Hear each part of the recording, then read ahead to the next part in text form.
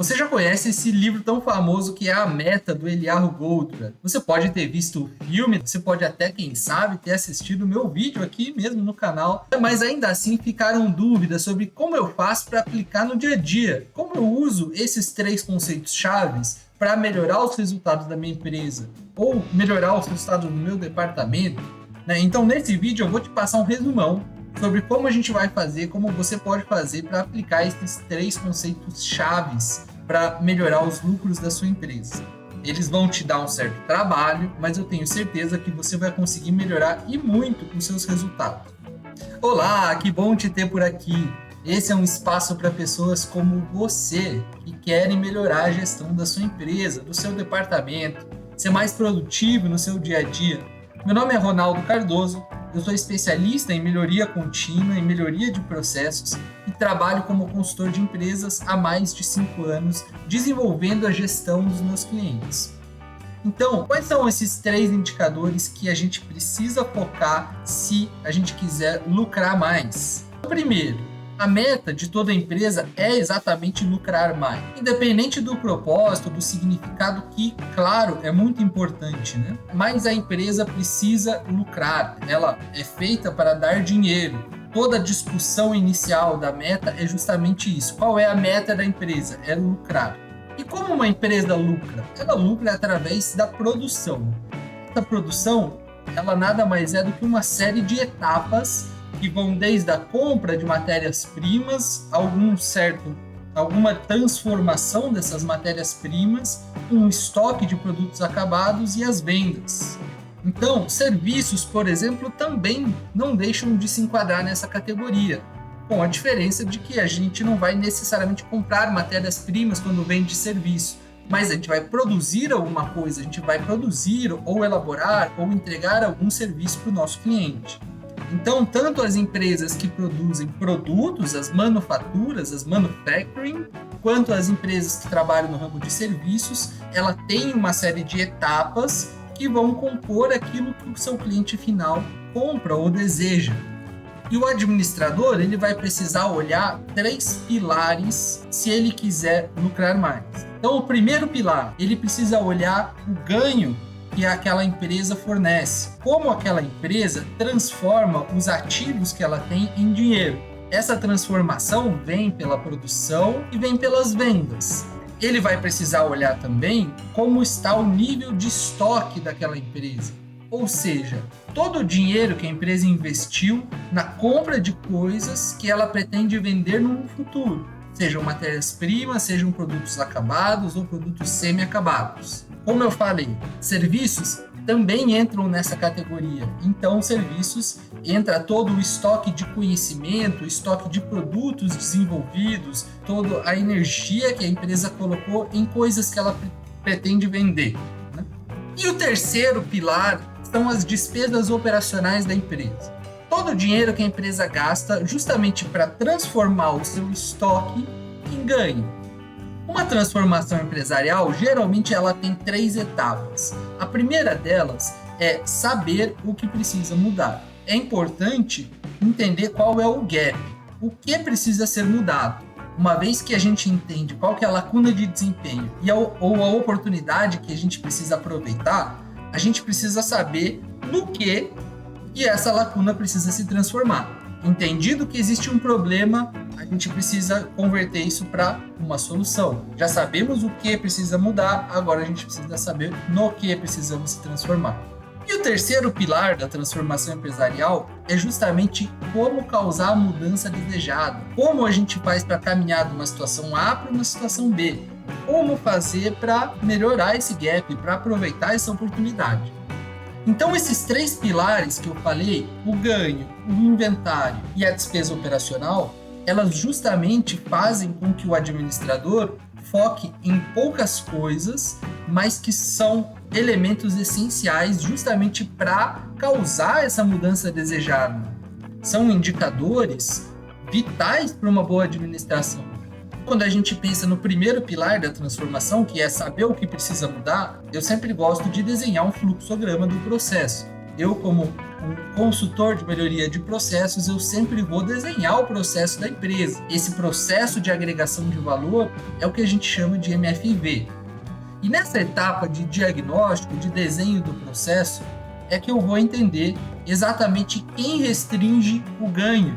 Qual etapa daquela série de etapas que a empresa tem até fornecer o serviço, até que o dinheiro venha para ela. Se eu aumentar a minha demanda, se eu quiser produzir mais, quem não vai dar conta de atender? Qual etapa vai restringir? Ou seja, qual etapa vai ser o gargalo? O gargalo é justamente essa parte da garrafa que é mais restrita. O nosso processo vai precisar passar por esse gargalo para depois seguir. Então o gargalo ele vai funcionar como um registro de chuveiro ou registro de torneira. Ele abre e fecha o seu fluxo. Todas as outras etapas vão seguir mais ou menos naturalmente. Agora o gargalo não. O gargalo ele é esse fator que determina a nossa capacidade produtiva. Então, para determinar os ganhos, primeiro a gente precisa determinar qual é a nossa capacidade produtiva. Entendendo a nossa capacidade produtiva, quanto eu consigo produzir, a gente olha para o segundo pilar do ganho, que é exatamente quanto o mercado está querendo comprar de mim. Porque normalmente a gente vê nas produções um cenário de que existe a demanda pelo produto, mas a minha empresa não consegue fornecer essa demanda. Isso é muito comum de acontecer. Mas também pode acontecer o contrário. Eu posso ter uma sobrecapacidade produtiva e conseguir produzir muito mais do que o mercado exige de mim. Então eu não vou conseguir transformar em ganho. Se eu produzir muito, eu não vender, essa produção vai ser estocada e vai entrar como um estoque, como um inventário. Então isso também não é bom. A gente precisa balancear a nossa capacidade produtiva com a nossa demanda. E um outro pilar dos ganhos é produzir produtos bons para venda. Ou seja, não adianta nada ficar produzindo produtos que têm defeito, que têm problemas de qualidade, que vão dar um recall. É sempre importante, quando a gente avalia os ganhos, quanto de produto bom está saindo do nosso processo. E aí eu falei que o Lean Manufacturing, a produção, ela é muito semelhante ao serviço nesse conceito. Porque pensa comigo, se você trabalha num escritório de advocacia, quantas petições a sua equipe de advogados consegue fazer num mês, ou num dia, ou numa semana? Quantos processos ela consegue acompanhar? Quantas entrevistas no júri ela consegue atender? Então, tudo isso é uma capacidade produtiva, seja para produção, como eu falei, seja para serviços. O administrador vai precisar olhar para o seguinte: o meu tempo de produção, aquilo que eu hoje consigo produzir, atende a minha demanda? A minha demanda é maior que a minha produção ou a minha produção é maior que a minha demanda? E o que meus clientes reclamam?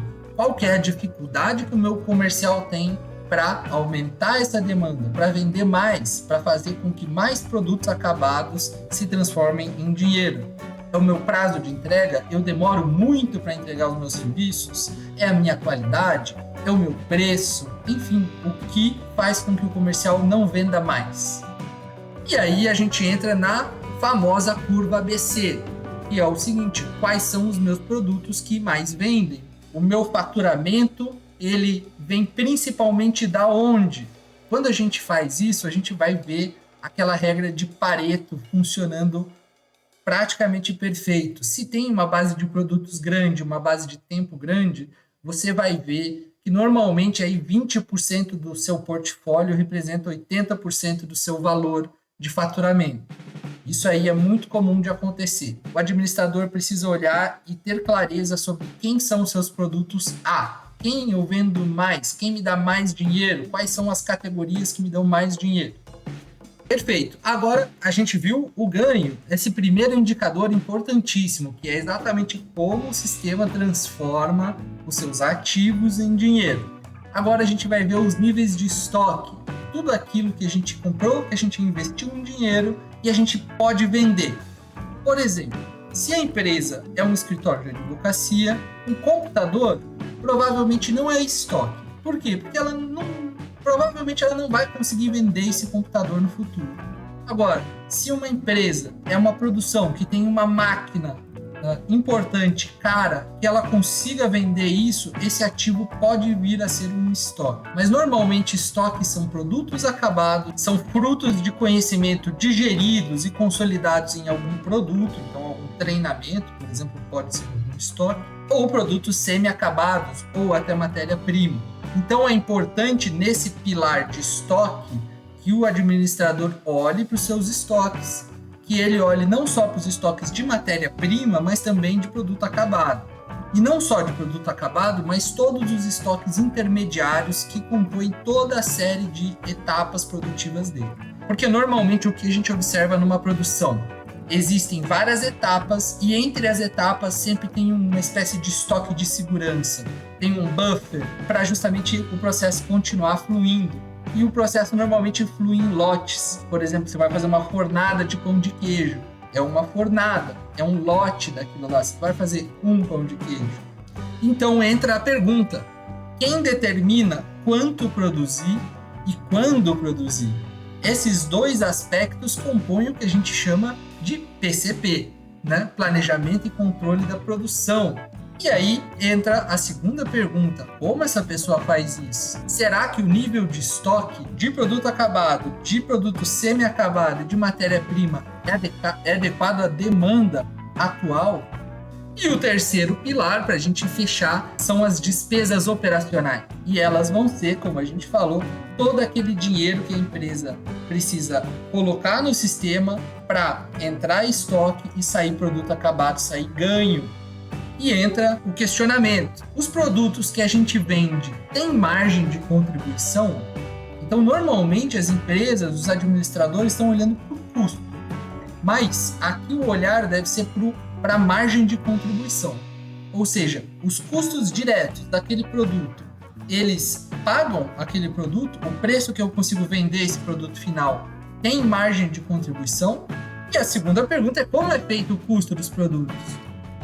Normalmente o custeio é feito pela contabilidade e pode ser que essa métrica que a contabilidade usa impeça a venda daquele produto por conta do preço e da margem desejada. Então é importante ter essa noção da metodologia de custeio e como ela está afetando o seu preço final. Por isso que eu perguntei como o comercial e que problemas o comercial traz ou reclama para não conseguir vender tanto. O administrador pode, por exemplo, olhar para perdas do processo, como essas perdas estão sendo gerenciadas. Entra 100 quilos de matéria-prima e saem 90 quilos de produto acabado. Por quê? E desses 90 quilos de produto acabado, 80 quilos são bons e 10 quilos não são bons. Eles vão precisar ser reprocessados ou até mesmo descartados. O porquê? O que está acontecendo? Aonde está gerando mais perdas? Então esses três pilares, eles sempre precisam andar juntos. O administrador, ele sempre vai precisar olhar os ganhos, olhar os estoques e, claro, olhar as despesas operacionais que fazem com que o ganho transforme em estoque. E se a gente quiser melhorar a nossa produção, a gente precisa olhar para o nosso gargalo, como eu expliquei da garrafa. E a gente tem um gargalo aqui que restringe tudo isso. Ela restringe, no final das contas, que o ganho seja maior. Tirar a demanda produtiva do gargalo para ele conseguir produzir mais tranquilamente é a gente olhar para os produtos que passam. Ok, todos os produtos, tudo que entra no nosso gargalo precisa passar pelo gargalo. Ok, isso está estabelecido. Agora, o que entra tem margem de contribuição? Se não tiver margem de contribuição e não tiver uma justificativa muito plausível, como por exemplo, eu preciso vender esse produto para conseguir vender esse outro produto que me dá muita margem de contribuição. Se não tiver alguma explicação muito razoável para um produto passar pelo gargalo e não ter margem de contribuição, é melhor que aquele produto deixe de ser produzido. É possível a gente rastrear as paradas do nosso gargalo e entender como a gente pode reduzir? A gente tem um gargalo. Então, para a gente otimizar o nosso gargalo, a gente precisa garantir que ele não pare. O gargalo precisa trabalhar sempre. Quanto mais, melhor. Porque existe aquela premissa no meio empresarial que todo mundo tem que estar trabalhando o tempo inteiro. E isso, na verdade, não é ideal. Por quê? Porque se todos os processos trabalham o tempo inteiro e as etapas têm tempos de produção diferentes, existe algum lugar que vai restringir as coisas. E nos outros vão gerar estoque. Então, quanto mais estoque a gente tiver, pior. Mais as coisas vão demorar para sair, mais a gente vai demorar para entender problemas de qualidade, mais a gente vai demorar para consumir aquele produto, em transformar ele em produto acabado. Enfim, é só desgraceira. Então a gente precisa subordinar o nosso processo todo ao gargalo. Ou seja, é o gargalo quem dita o ritmo. Mas o gargalo em si ele não pode parar, porque o gargalo ele já é engargalado, já é um lugar que é problemático, então a gente precisa garantir que ele não pare. Se ele para, porque dá uma manutenção, porque tem um setup, porque tem uma falta de produto, porque tem uma espera qualquer, é importante a gente rastrear e tomar muito cuidado com esse gargalo. A gente tem que cuidar muito bem desse gargalo. O gargalo é como se fosse o bebezinho da fábrica, entendeu? Ele precisa ser muito tratado, muito cuidado e muito acompanhado. Bom, muito bem. Então a gente viu os 3 pilares, o ganho, o inventário e a despesa operacional. E agora a gente vai resumir tudo isso. Então nós vimos que o ganho, ele é como o sistema, como a sua empresa transforma os seus ativos em dinheiro. Nós vimos que o inventário é todo o dinheiro que a nossa empresa investiu na compra de coisas que pretende vender. E a gente viu que a despesa operacional é exatamente o dinheiro que a nossa empresa gasta para transformar tudo aquilo que é inventário, que é estoque, em ganho. E o que a gente tem que fazer a respeito do ganho? A gente precisa explorar o gargalo, conhecer o gargalo e otimizar essa etapa ao máximo. Evitar que ele pare, evitar que ele espere, ter consciência de tudo que passa por ele, é necessário que passe por ele, precisa realmente passar por lá. Subordinar o nosso processo ao gargalo, parar os outros processos quando o gargalo estiver cheio. Por quê? Porque você quer, Ronaldo, eu não sei como descobrir o gargalo. Vá na sua produção, no seu processo e veja onde acumula coisas. Na frente de qual máquina tem mais coisas esperando para serem feitas. Na frente de qual processo do seu escritório acumulou coisas a serem feitas. Ali é o gargalo. Quando ele estiver cheio, não adianta as outras pessoas nos outros processos continuarem mandando coisas para o gargalo. Por quê? Porque aquilo lá vai ser armazenado, vai ficar como estoque e o gargalo não vai conseguir trabalhar com aquilo naquele momento. Quando as pessoas, os processos fazem coisas antes do que precisa ser feito, aquilo foi inútil, aquilo foi uma perda de tempo. No final das contas, era melhor que estivesse fazendo outras coisas. Quando o gargalo for usar, aí sim a gente fornece coisas para ele trabalhar. Mas a gente precisa garantir que ele sempre vai ter coisas para trabalhar. Uma hora que a gente perde no gargalo, nunca é recuperada. Essa é a virada de chave da meta. Quando Alex Rogo foi fazer aquela trilha com os escoteiros, a gente viu esse exemplo e ficou muito claro.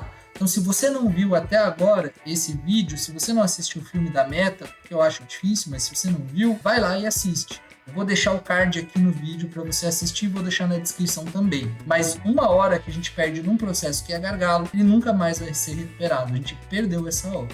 Com relação às despesas operacionais, a gente precisa entender do que as nossas despesas operacionais são compostas. Muitas empresas não têm isso, não têm essa abertura para onde está indo o dinheiro. Ou seja, ela investe um monte de coisa para transformar estoque em ganho, mas ele não tem clareza de onde está indo, por que está indo e etc.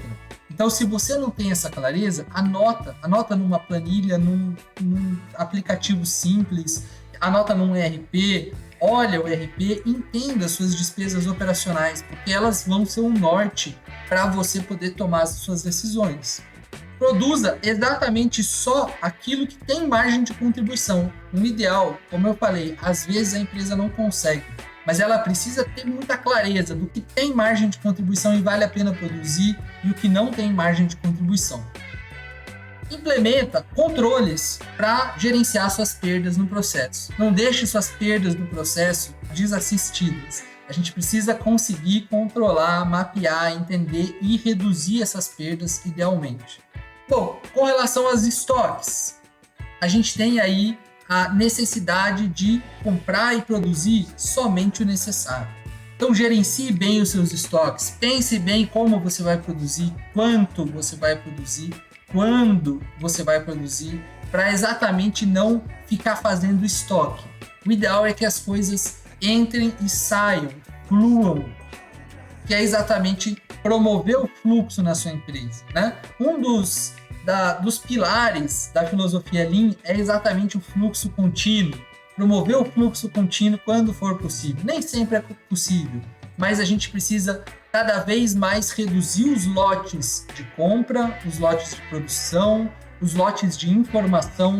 Então, não fica produzindo muita coisa para estoque, não fica comprando muita coisa porque está barato.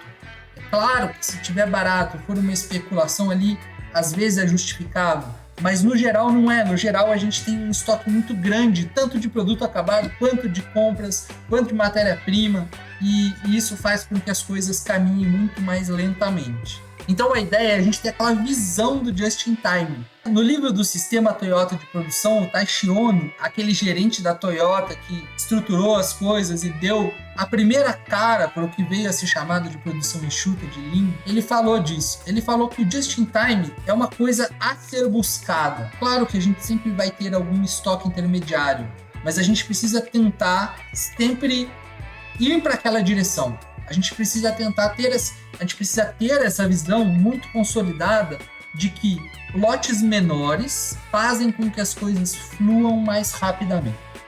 Então, com esses 3 pilares poderosos em mente, com essas ações que eu falei, vocês vão conseguir melhorar muito a sua produção e o seu lucro, consequentemente. Tá bom? Então, se você ainda não deu o seu like aqui no vídeo, pode dar o seu like agora, esse é o momento. Eu te agradeço por mais um vídeo aqui do canal. Se você estiver gostando, se esse tipo de conteúdo é bom para você, fale comigo, deixe um comentário aqui, eu vou ficar muito satisfeito e vou responder. E te vejo no próximo vídeo.